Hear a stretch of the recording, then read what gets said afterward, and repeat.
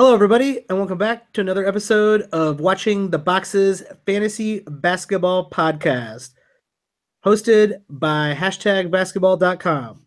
I'm your host, Mike Catron, and joining me, as always, is my co-host, Tyler Watts. What's up, Tyler? Mike, are you worried that some of these NBA players listen to this podcast? I'm a little worried. I'm a little worried that some of the NBA players might be listening to the podcast. I feel like I've gotten some shade from some certain players out there, but that could just be all in my head. Well, I mean, we called some of these guys out for not playing very well and said to trade for them, and it was like they could not turn it around faster, some of them. You think it's just, it's like locker room fodder? They're like, you guys, you get killed on the Watching the Boxes podcast. You got to go out there and hit it. Dude, I wouldn't be surprised. I wouldn't be surprised either. I mean, we are pretty damn good at knowing when a guy is slumping, but it's better than he actually is. A lot of those holds we had out there really panned out in the first part of the season. I'm with you there. How did you fare in the listener league last week? It was kind of a tight one for me. LeBron's hairline was coming for me, and he almost had me there at the last day, and I snuck right back to 5-4. Ended up winning the week. Shout out to that guy. That's one of the greatest names in the league, LeBron's hairline. Yeah, like LeBron's losing, like he's going legit bald in the back now. His hairline's eating him from both sides. I also won 5-4 last week, so I'm clinging to that last playoff spot with my teeth. Yeah, it's still pretty tight up at the top. No one's really broken away from the pack. I would say Big Hawk Bangs and Dexter Lim's team, who didn't even change his name, Dexter Lim. Get it together, guys. If you're looking to trade for some crappy players, I probably got a few. I got some injured players. I got a lot of injured players. So if you guys are interested, let me know. If you want to get better, I'll trade you my worst players. I got the guy who we should probably talk about right now, and that's John Wall. Damn it, John Wall. John Wall. Yeah. Breaking news, or not so breaking news, but John Wall. It's going to be out for, what, a couple weeks? 2 weeks. They basically said that they gave a PRP injection and they're shutting him down for 2 weeks. And that was on Friday. So that didn't sound good to me. And this knee's kind of been bothering him all year. So that doubly didn't sound good to me. But old Timmy Frazier here, starting at point guard, looking pretty good. Yeah, I'd say snag him up if he's available. Just stream him for the next couple weeks. You're not going to get any value at him for any reason, but it's worth, riding someone who's going to get the playing time. Why not? Oh yeah, no doubt. We got a couple of these injury situations that we're going to talk about today, and big thing for me in this Tim Frazier game was that he only got 2 assists. Now, obviously, small sample size alert, but in a few other games where he started and played big minutes, he's gotten 8 assists, 6 assists, 8 assists. So I expect some healthy assist numbers and steals. Probably still not going to score a ton of points, but if he assists and steals, I think he's a worthy pickup. Yeah, I think he's worth riding while John Wall is out. It's only going to be a couple weeks, but there's no one else for them really to play. I just don't see who else they would go with. Unless they go with Tomas Satoransky, which, I mean, who wants to play him? I would, just so the announcers have to say his name.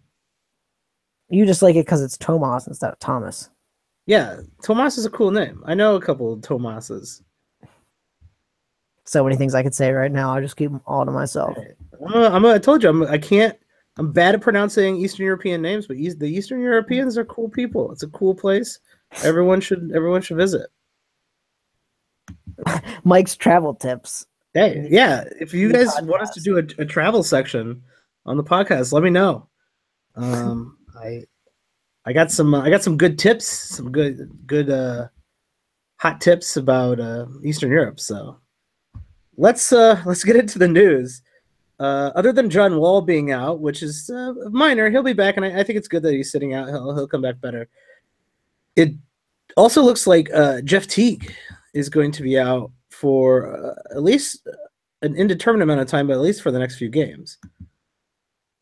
Yeah, right. And here's the strange part about the Jeff Teague one is it's Achilles, and we've seen kind of this pop up twice already just this season.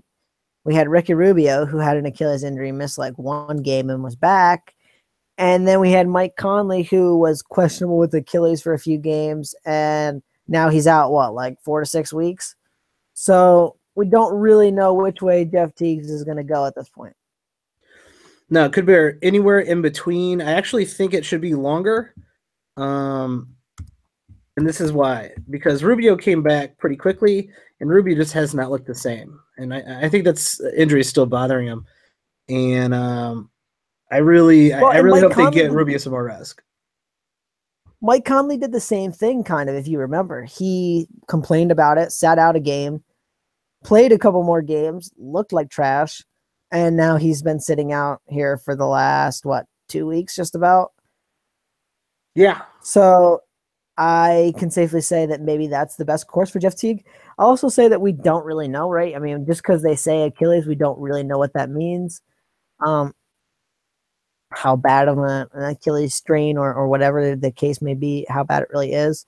So just keep an eye on Jeff Teague. Obviously, the pickup is Tyus Jones, and we can talk about maybe your favorite coach here, Tom Thibodeau, just giving everybody a million minutes again. It's definitely going to make Tyus Jones viable if he's going to be playing. Yeah, anyone who starts for Tibbs is worth owning, especially my guy, Taj Gibson, who is having an incredible season, taking a step behind the 3-point line for how many years he was with the Bulls. No one ever thought, hey, maybe Taj should take more 3-pointers. No, those long twos, just keep those long twos, Taj. Great coaching, everybody. Yeah, Taj is having himself a really, really good season and a really good source of rebounds. And I think he's going to play a little bit. He's going to get the ball a little bit more with Teague being out as well. They will be Tyus will probably pass that ball off to the easy Taj Gibson, which was a go-to play all day, every day with the Chicago Bulls. So here's my Tyus Jones question for you, right? A lot of people are going to be interested in picking him up. He averaged 0.8 steals the last 2 years in 15 and 13 minutes a game. He's gotten 11 steals in the 2 games, basically, that he's played big minutes since Jeff Teague has been out. Could this guy be an elite source of steals? I'm talking somewhere in the 2 steals per game range. I don't think I'm ready to crown him just yet. That sample size is just too small, and that 7 steal outlier against Phoenix of all teams is to me is a little suspect. But in limited minutes, he does get consistent steals. I'm willing to, since there's nothing to lose here right now. Like, he's out there, pick him up. Per 36. Play. Like, why not? Like, why not take a chance if you're looking for steals? It's worth a shot. Per 36, I'll read steals and then I'll read assists. 1.9 and 2.2 as a rookie and sophomore, where he did not get a ton of minutes, and 6.8 assists and 7.3 assists. So, I mean, he's kind of in the Tim Frazier boat. Per 36, he's not even averaging 10 points, but he looks like he's going to be worth it for assists and steals, and probably a even better version than Tim Frazier if they're both out the same amount of time. Yeah, I think I'd rather go Tyler because he is going to play a ton of minutes because that's just the way Thibodeau rules, or Tyus, not Tyler. But yeah, Tyus Jones. I'm not going to say he's going to. I don't know. I don't think he can. I think he can average 2 steals a game in the next couple weeks, but I wouldn't bet on it. Well, heck, I mean, he gets another 7 steal game, he's going to do it, right? Well, yeah, I guess you're right. At this point, he will 100% average 2 steals a game. The last 2 games, right? If you exclude the last 2, he's probably got a good shot to maybe not do it. But if you keep those last 2 in, it's looking pretty good. He's already got 11 in 2 games. Yeah, I'm not going to count those 2 games. This is a tad unfair to count those. If we're going to go from here on out, 2 steals, I'm guessing not so much. Because you're not going to, if you haven't picked him up yet, you didn't get any of those steals, so it doesn't really matter to you at all. I got a non-injury guy I want to ask you about. Yeah, go ahead. It's your best friend, played on the Chicago Bulls last year, Rajon Rondo. Oh, God. Rondo. Is he going to the trash heap? Slowly but surely like, is someone picking him up in a garbage truck and taking him out to the dump? Like, yes. Literally. Like, I hope someone is doing that, literally. Because what's the point of this guy? Like, why is he still pounding the ball until there's 3 seconds left and then dishing it out to somebody to take a last-second shot? Like, he's not scoring at all. Like, he's not even trying to shoot. He was at least occasionally shooting, occasionally going to the rim in Chicago. He's not doing any of that right now. No, well, he is averaging 6 assists. But, I mean, the minutes are really the worrying part to me. He did get over 31 games so far, but he's been consistently right around 25 other than that game. And, I mean, yeah, okay, the 6 assists are nice, and it's probably going to keep him ownable. But if it drops even lower yet, I mean, I think they're slowly realizing that they have to play him 25 minutes kind of because they don't have anybody else that's even a competent NBA player. But at the same point, they're realizing Jrue Holiday is a better point guard, which I think you and I both knew to begin the season. But Alvin Gentry, man, he must be riding some sort of roller coaster. We're not available to ride. He must be chasing the dragon down there. I mean, I don't know why anyone would think Rondo. I mean, unless he got seduced by playoff Rondo like everybody else did. But, I mean, this is a situation I'm kind of monitoring a little bit, I guess I'll say, in the sense that, okay, in 25 minutes, Rondo's probably going to get you enough assists to be standard league viable. But if those minutes drop any further, I'm going to think about cutting Rondo and getting somebody whose minutes are a little safer. Yeah, if I own Rondo right now, I'm going to still hold on to him because you know what you're getting, right? And especially if you desperately need assists. But if he's sitting on my waiver wire, I would only stream him. I wouldn't pick him up and waste a roster spot on him because other than those pretty good assists, right? You're getting nothing else. Like, just absolutely nothing else. Well, I mean, you're getting like 3 rebounds and a steal. I mean, they're not sexy numbers, but at the same point, like, they are somewhat helping you as opposed to you could get someone who gives you a rebound and a fourth of a steal. Yeah, the dude's shooting under 40%. He's scoring no points, so he's gonna kill you. Like you in those if you start him for 3 games during the week, right? Soon we might have to start the free throw watch too. Yeah, he has not shot a free throw yet, which is probably a good thing because he's not a good free throw shooter. Yeah, no one's complaining. But at the same point, right? Like we talked about this with guys like TJ McConnell when he was a rookie. That it's just crazy to not shoot a free throw in an NBA game for a long stretch of time, and Rondo has already gone, 9 games without shooting a free throw? And that's weird because he should know better, right? He should know how to get to the line. He should know that it's important to get to the line. Yeah, I think it just goes to show you he's not trying to get to the rim. He's not trying to get contact. Well, and I think too, right? He doesn't necessarily want to shoot because he knows there's a lot better scorers around him. Which, I mean, it's the first time in Rondo's life maybe he's realized he's not the star of the show.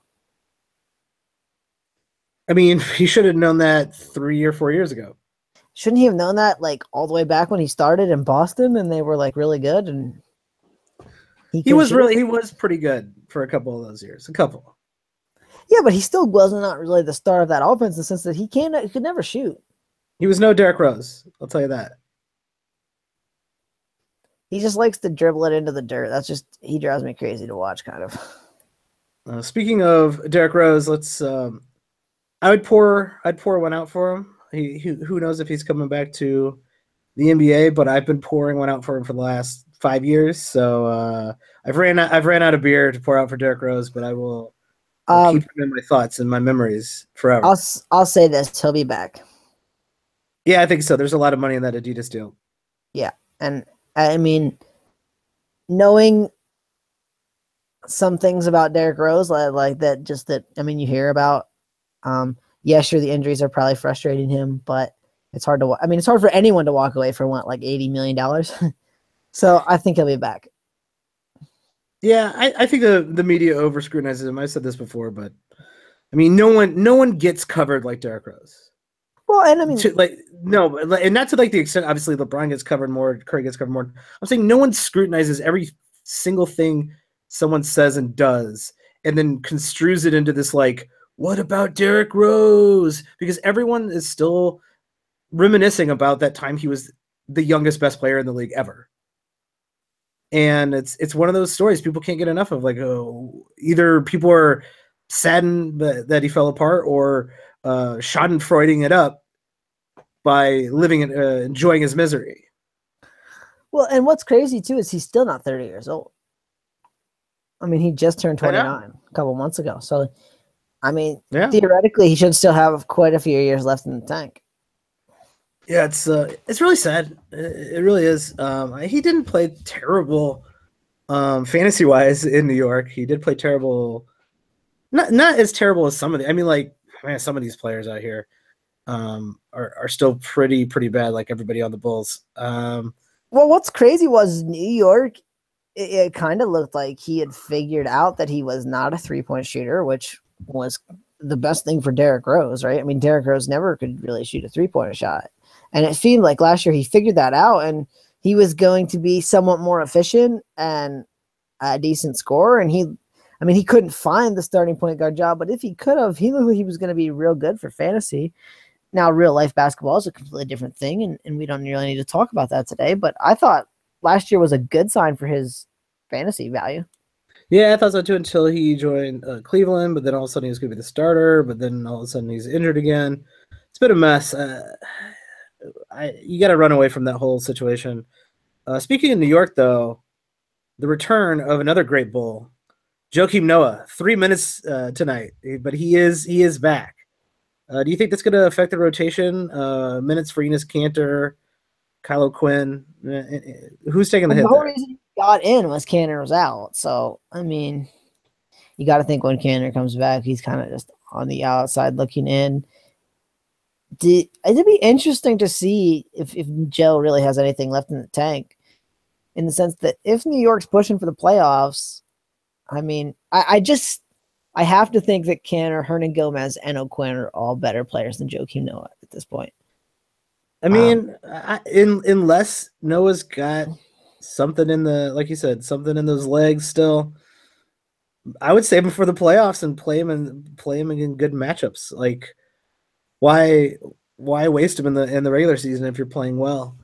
But Joakim Noah, I mean, come on, man, that guy's one elite defender. Just hampered by injuries. Another guy, another Tibbs product.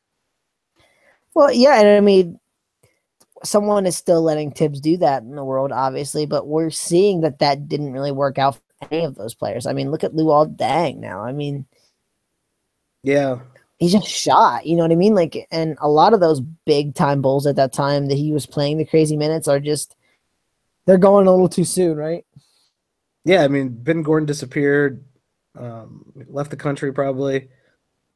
All those guys. The only guy who seems to be doing all right is Taj, but he's still playing with Tibbs for 38 minutes.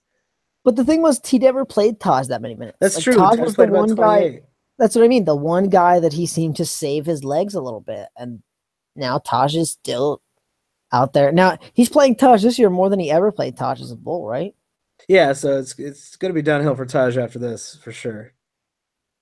Yeah, I mean, Taj is 32. Taj is like the only one that survived. But it was partially because, I mean, the most minutes he ever got with Tibbs was like 28 a game. Yeah, he was basically playing limited minutes in the new style simply because he was always playing behind somebody like Boozer or Paul Gasol. Yeah.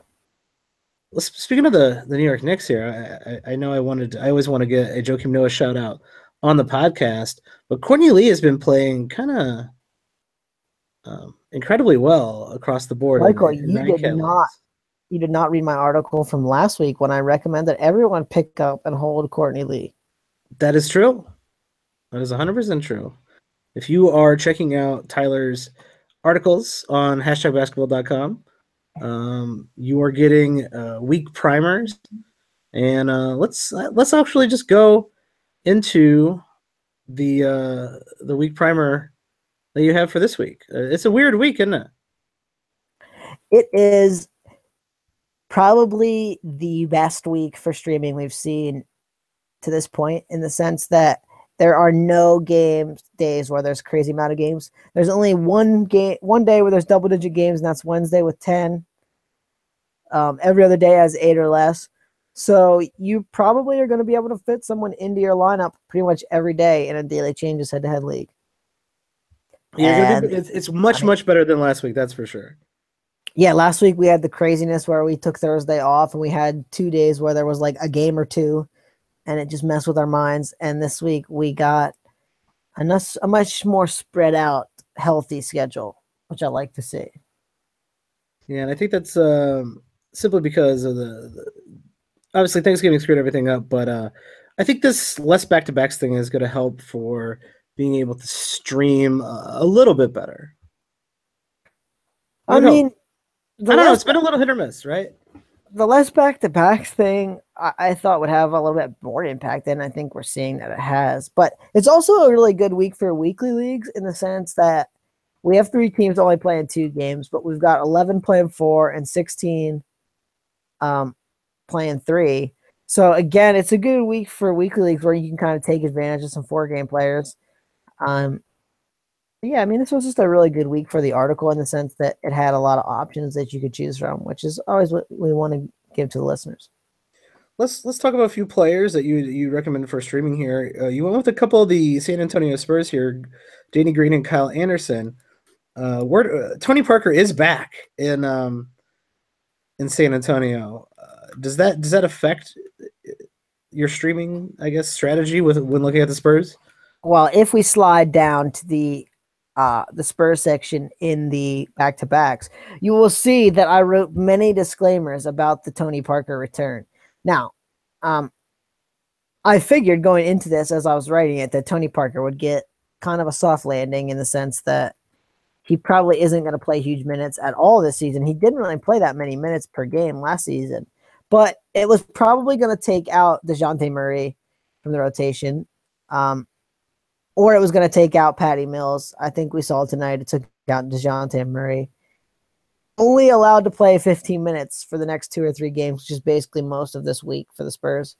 So I don't think it's going to kill any values of Danny Green or Kyle Anderson. The guy who's going to kill Kyle Anderson's value is Kawhi Leonard when he comes back. Yeah, so stream away this week, but there is rumors coming out of San Antonio that Kawhi Leonard might be back in the next couple weeks. So that's a positive thing for all you Kawhi owners out there, including myself.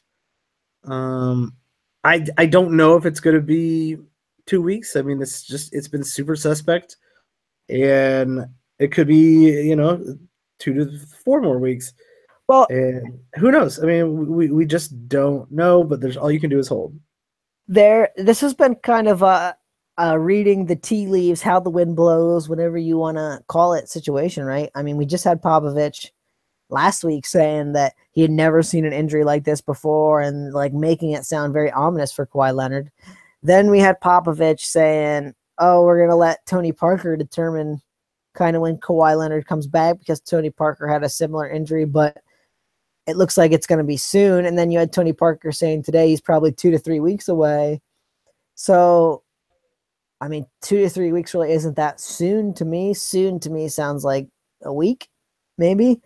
So I mean, if you however the wind blows, right? Like, I don't really still think we know anything yet. If you've been sitting on Kawhi Leonard for the whole season, 2 weeks is soon. Sooner than you would maybe you were thinking anyway. But yeah, it's worth noting that the streaming value of those guys and will go down, but I don't think it really affects anybody who's a starter on this team, unless you think it is going to impact LaMarcus Aldridge's touches. Oh, I think it will in some cases. That I think Kawhi Leonard is going to be the alpha dog, and LaMarcus Aldridge is going to slide down to kind of that number 2 role. The guy I want to talk about here is Danny Green, though. Has Danny Green resurrected himself from the ashes to be a standard league viable player? I mean, technically he has. I'm still not getting all pumped up for Danny Green out here, but technically he's putting together a lot of really good across the board lines where he's helping you in really every category. And that's kind of where I think these are the type of players that often go unnoticed. Oh, certainly. Right? Like if you're getting 6 assists a game or you're getting 10 rebounds a game, someone's going to pick you up off the waiver wire because, ooh, I need assists. Ooh, I need rebounds. And Danny Green is the kind of player, right? Like over a block and a steal a game, almost 2 3-pointers, 10 points, 4 rebounds, 2 assists. Like it's nothing super, super sexy where you go, ooh, I got to have him for this category. But across the board, like that's a pretty damn good line. It's under 2 3-pointers, which in today's game you're like, okay. And it's almost exactly 1 block, 1 steal. And like if you said 2 1 and 1 to me, I'd be like, yeah, that guy should probably be owned. But the fact that it's 2 1 and 1 with 10 points and 4 rebounds and 2 assists, but that adds up. That adds up to a pretty stellar line if you consider that basically you can get that kind of production for free off the waiver wire. Yeah, and that's really where it's at, right? Is you know what I mean? Like it's nothing. It's there's no cost to this. It's not like you're buying it in a trade. You're just getting it for nothing. Would you look to sell high on LaMarcus Aldridge with the news that Kawhi Leonard's coming back soon? That's a good question in the sense that I don't know that you can. I think that LaMarcus Aldridge's value going into the season was probably his perceived value was probably lower than his actual value. So, is someone going to buy high on LaMarcus Aldridge? Well, I think there's 2 questions, right? Like, what is going on here? Is he thriving because Kawhi Leonard isn't in the lineup? Or is he playing like he was playing 2 seasons ago, where it really felt like he had figured it out, how to play on this team, how to play in the rotation, how to play with Kawhi Leonard, and he's just producing at that level again? I mean, it's either one of those are possible. Well, yeah. Now he could up the field goal percentage. I mean, we could make that assumption, but he's getting 2 to 2.5 more shots a game than he's gotten at any point in San Antonio. So you got to think that Kawhi Leonard is going to take those 2 shots away again, and that's going to hurt his points. He's also shooting the most free throws he shot other than 1 year in his career, which you got to feel like those numbers are going to come down a little bit when Kawhi returns and just has the ball in his hands a little bit more. So, I mean, he's not going to average 21.5 points a game when Kawhi comes back. He's going to be somewhere probably 18, 19. So, yeah, if I could sell Marcus Aldridge for the value he's playing at now, I would certainly do that. I just don't know that you can. Yeah, I'd even recommend maybe selling him. I mean, if you can get – I don't know if you're going to get, top 20 value, which he's playing in the top 20 value right now. I doubt you can get top 20 value for him. Perhaps, maybe, but – I'd probably sell him for top 30, top 40 value if I could there, because I do think it is going to affect LaMarcus, and it could go bad. Like it really could turn into what last year looked like for him. The guys, such that you want to do this move, the guys I would look to buy are guys who are struggling a little bit so far this season. So kind of look for a top guy out there that you think is struggling a little bit. Anyone come to your mind right now? Well, I was gonna say Eric Bledsoe, but I'm not sure that anyone would make that move now that Bledsoe's found his home. But I mean, Bledsoe's shooting a bad percentage right now still, and I think maybe that's kind of an option you could look at. Yeah, I think it's hard to find a lot of those guys who are struggling at the beginning of the year have figured it out. They've come back and are kind of dominant. How about this one? And I don't know that you could make this move, but I'll ask you. DeMar DeRozan got a little bit of a nagging injury right now, day to day. Probably a little bit. I mean, he's playing well, but I mean, I don't know. That was probably a move I'd make if I needed the points, right? If I like the reason I was I trading. think that's a pretty across. To me, that's a pretty fair trade. That's what I mean, and that seems pretty solid. I don't. I don't. If I'm trying to work Here's one a over, I don't want to make a. I don't want to make a fair trade. I would like to try to get here's a a guy sell high situation. I'll ask you about, and this is not a move that if I'm a Marc Gasol owner, this was not a move I'm even entertaining. But how about Marc Gasol only shooting 41.8%, which is a little disappointing, right? All the other numbers look pretty good though. But I mean, we just had the coaching change. Maybe that's got some people a little freaked out. Yeah, I Can I mean, sneak? yeah, Can I with sneak that one in there? Fizz getting fired, I don't know if we're going to see anything um, different going on in Memphis. If we're going to see some personnel moves, if we're going to see them basically go for the full tank and trade away their really good players like Gasol and Connolly, I would definitely make that trade. I would much rather have Marc Gasol. I think we're huge Marc Gasol fans anyway, so that's no surprise there.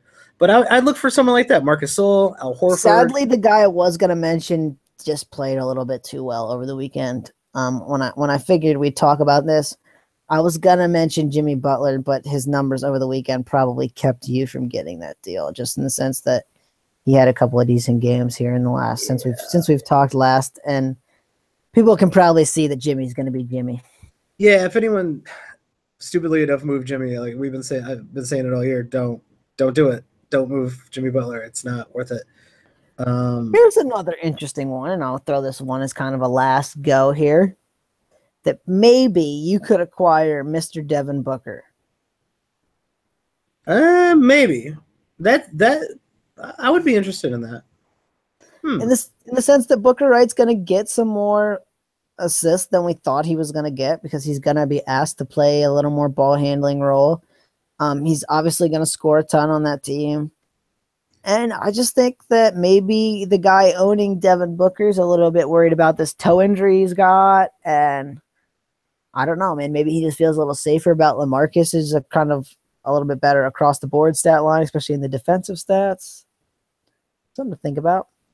Yeah, it's worth entertaining. I actually, I'd look at Aaron Gordon.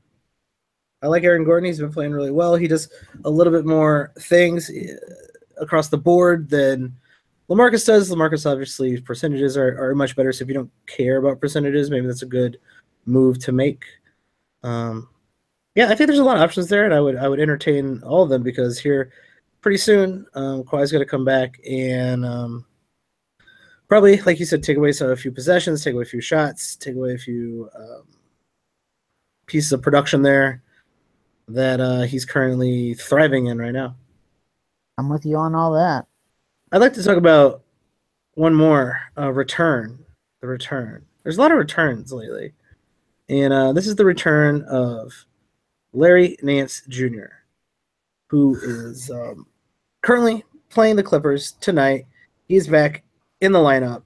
And we talked a little bit about this before, but it does look like Larry Nance is going to really, really kill Julius Randle's minutes. But overall, it might be a three-way kill because the Lakers really want to play Kuzma. They still want to figure out if they have anything in Randle, and they want to start Larry Nance Jr. So there's just not enough minutes to go around, and it could be the old three-way. We're all playing 25, 23 minutes, and no one wins. Sadly, I think it's the four-way kill in the sense that they're playing Bogut a little bit too, and it's killing Brook Lopez as well because mostly Julius Randle is playing just center. Larry Nance and Kyle Kuzma are sharing the court a little bit each game when Nance plays, and so Brook Lopez gets down to his 20 minutes a game, and it's kind of just crushing the value of everybody. What would you do with Brook Lopez? This is a baffling question to me because we've talked about this, but it's been a little bit since we assessed his situation there. Those minutes keep like disappearing, and his production is all-time low, and he's the best player on the team. Well, and here's what's crazy, right? I mean, we recommended, at least I recommended, I mean, and I'm pretty sure you were right there with me, that once he had those couple good games, you should sell him. Yeah. And didn't sell him I don't know that you're going to get anything for it. Now you're in the situation where you're just kind of stuck with him. He's still, even in the limited, 22, 25 minutes, he can produce a great game. He can also produce you like he did against Sacramento last Wednesday, where he gave you 4 points, a rebound, and a block in 17 minutes. There's going to be some real bad games. But, I mean, you don't cut this guy, right? But at the same point, like, he's not going to give you anywhere near the value you thought he was when you drafted him. Yeah, I don't know what to do with him other than hold him if I own him. Is there an opportunity to, I mean, there's always an opportunity, right? But to trick someone into thinking like, oh, okay, well, he's slumping right now and they're doing some weird playing time here, but he's still Brook Lopez. He's still overall on the season looks fine in the rankings. Like, he's not terrible. Is this like a maybe trick someone to like take their, a tier below Brook Lopez and go, hey, in the draft, you could have Brook Lopez, and now I'm going to offer to you for a lower tier center, but in reality, you're giving away a guy who's might not even be standard league relevant. Kind of deal I think you make with a Brook Lopez at this point in the season. If you are of the mind that things are not going to get better, and is number one, you try to trade somebody for someone they picked up off the waiver wire that you think has more value than Brook Lopez. That'll be a little bit different in every league. Yeah. But you basically say, "Ooh, this was a top, 50 player when we drafted. You didn't pay anything for that guy. You want to swap?" And you hope someone swaps you. Or you go for someone who's currently injured, like an Enes Kanter type, who you go, you don't really think this guy's that good, probably. A lot of people are always hating on Enes Kanter because he doesn't get much for the blocks and the steals. He's hurt right now. I'll give you my top 50 Brook Lopez. And some people might do that deal as well. Yeah, I like both of those ideas. Especially kind of aiming low. I know like Taj Gibson's playing really well, but like name recognition wise, people are going to much rather be like, oh, Brook Lopez for Taj Gibson. That's not a very good trade for whoever got Taj Gibson. And I think that's a great trade at this point because Taj Gibson is going to continue to play, 32 plus minutes or ridiculous amounts of more minutes than that.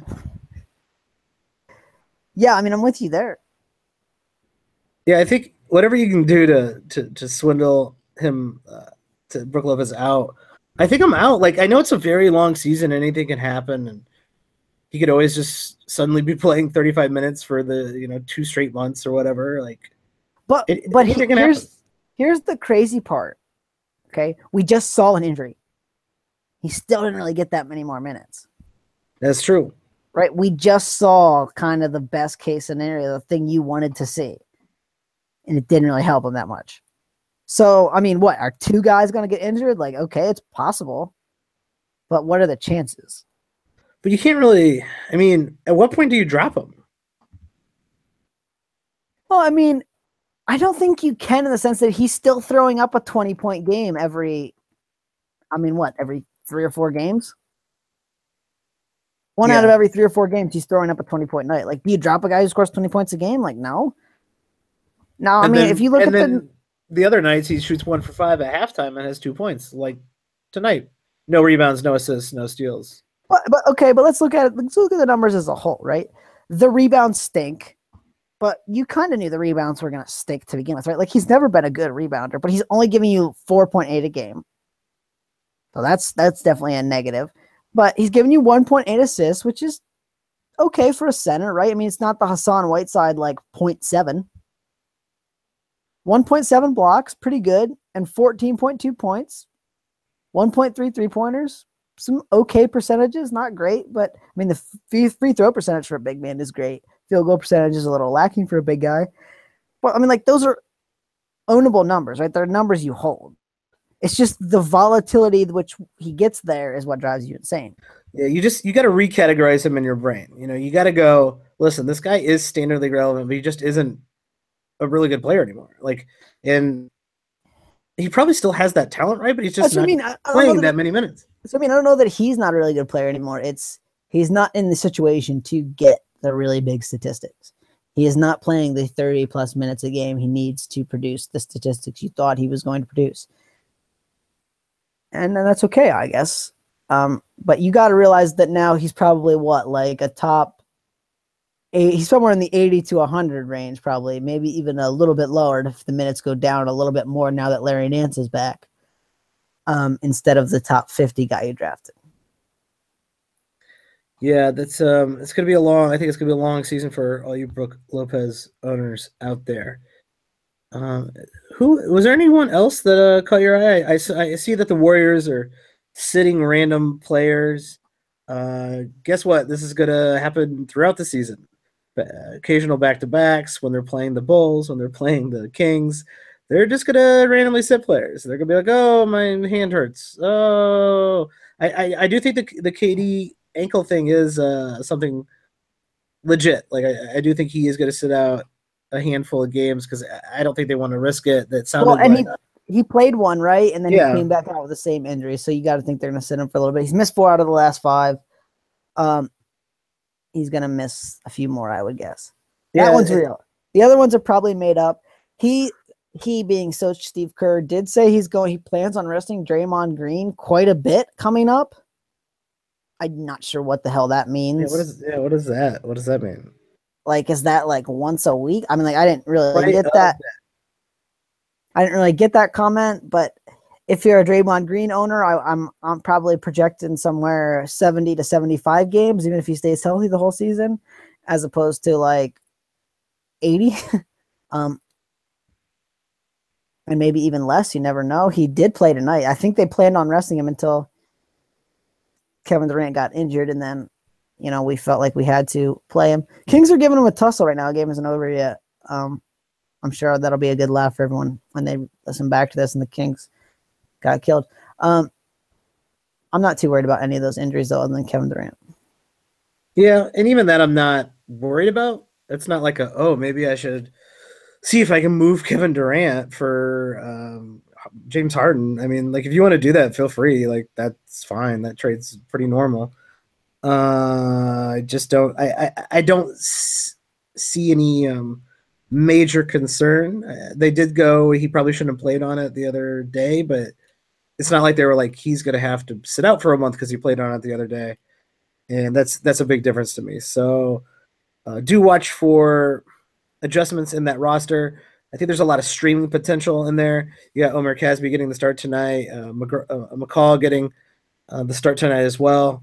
And I think you're going to see a lot of nights where 1, 2 of those guys sits against really bad teams because there's plenty of bad teams out there, and it's a good opportunity to throw Iguodala in off your waiver wires, throw some of those bench players out. I'll say this though, their rotation's been kind of a headache for people in deeper leagues or people trying to stream, in the sense that, one night they played David West big minutes, and then the next night Kevon Looney gets the big minutes and David West plays like 10, and JaVale McGee didn't play any, and then Kevon Looney doesn't play any, and JaVale McGee gets the 15 and David West gets 5. And like, they've just been kind of messing around with that. And they got Nick Young on the wing, they got Omer Caspi, they got McCall, you know what I mean? They just kind of mess with those rotations enough that it's kind of hard to go on a night-to-night basis. This is the guy I want.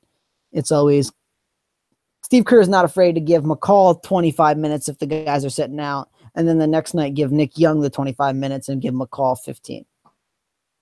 Yeah, it is kind of it's been a bit of a crapshoot. There is still some value to be had there if you can pay attention to Twitter and pay attention to if you can get them in at the last second, if you can get those pickups in the last second, it's worth paying attention to anyway. I think that's really it for this evening. But Tyler, I gotta say, I'm absolutely killing it on draft.com right now. Our current sponsor, draft.com, use the promo code BOXES to get a free game, a free draft on after your first deposit. And I've been doing pretty well. I ended up getting a free ticket to a game and ended up getting second. So I'm playing with house money right now. You know what? Here's what I'll say about him. It's a lot of fun. Okay. I mean, I will be the first one to admit I'm not a huge daily fantasy player, because I think that, when you play the DraftKings or the FanDuel, they're fun. But you look at the winning lineup some nights when you lose and you're a little salty, and like, it's just some random player like, oh, he played Jameer Nelson, and for some reason Jameer Nelson got 10 points and 6 or 8 assists and crushed his value tonight, and that was really the reason you lost. Draft.com is different. You get to do the snake draft, which is always the best part of your fantasy season, right? Oh, definitely. And it takes like 2 minutes, literally. It's super quick, though. I have found myself occasionally getting too distracted. Those drafts are really, really quick. And my fourth pick occasionally will be an auto pick.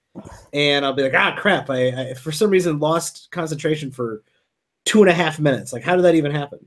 But here's my favorite part, right? It's usually, if you play it right, it's only kind of the big names, only the dudes who are going to play like 30 minutes plus. So you're only really taking a crazy shot with maybe one of your last or second to last pick. So, and you're only drafting 2 guards, 2 forwards, and center, and no one's getting the same players, so you're not going to tie with anybody. And to me, it's so much better. And if you're good at fantasy basketball, you enjoy fantasy basketball, I think you'll like it a lot more than you'll like the daily fantasy stuff out there. I know I do. I'm with you there. I've gotten frustrated with DraftKings, and I stopped playing. And I'm really enjoying Draft.com. So I'll give LeBron a shout out. He dominated on Friday, won me some good money. So good for him. Respect to LeBron, and respect to everybody out there who has already signed up using the promo code BOXES. And if you do sign up using the promo code BOXES, send a screenshot to us on Twitter. Tyler, where can people tweet at you? You can tweet at me at Watsy4444. Or you can send it to me at Watch the Boxes. And if you do, you will be able to play exclusively against both me and Tyler in a 3-way matchup on Draft.com. You have the ability, the chance to take our money, but I don't think you're going to. I don't think any of our listeners are good enough at Draft.com to take our money, Tyler. It's gonna be tight, man. I've been making a killing, so good luck to you. Yeah, good luck. But if you tweeted us, we will happily take you on if you use that promo code BOXES. I think that's it for this evening. Go check out Tyler's #basketball.com week 7 weekly preview for all those streamers out there, which I know there's a lot out there. And if you guys have any questions, reviews, things you want to hear on the podcast, you want to hear more Roto stuff, I always constantly ask Tyler, hey, can we talk about more Roto stuff? And he's like, no, head-to-head only. He doesn't want to hear that Roto crap. It's because you wouldn't invite me to your Roto league, Mike, so now I'm not going to let you talk about it. It's punishment. You're not invited. That's just the truth. You're not invited to my Roto league. Sorry. It's my twisted punishment. Yeah. So if you want to hear more Dynasty stuff, just anything you want to hear, tweet at us, and we respond pretty quickly. And we're pretty good at adjusting it up for the listeners, because really this is all about you guys. And if you guys want to help us out, use that promo code BOXES on Draft.com, or rate and review us, or both. Actually, do both of these things. Rate and review us on Apple iTunes or wherever you're downloading this currently. Really helps people find the podcast. And tell a friend. Tell someone in your league. Tell your crazy uncle who plays in 39 fantasy basketball leagues for some reason, and you're like, well, that guy definitely doesn't have a job. What the hell is he doing? He's just playing 39 different leagues. There's something wrong with him. But tell him too. That's fine. We want him as a listener. He already is a listener, Mike. Don't let him fool you. That's true. If you're an NBA player, feel free to tweet at us. We will give you good fantasy advice. We will motivate you. We'll talk crap about you on the show if you need motivation in your actual NBA game. I've been talking crap about the Bulls, but they haven't been playing very well, so I don't think any of those guys listen. Oh, dude, Jaren Grant's definitely tuning in. Don't let him fool you. Yeah, he's just not good. So I think that's it for tonight. Tyler, thanks for joining me. All right. Thanks to you too, Taylor. Good job. Whoever man. you are, the guy that I've been doing this podcast with, whoever you are, thanks for joining me.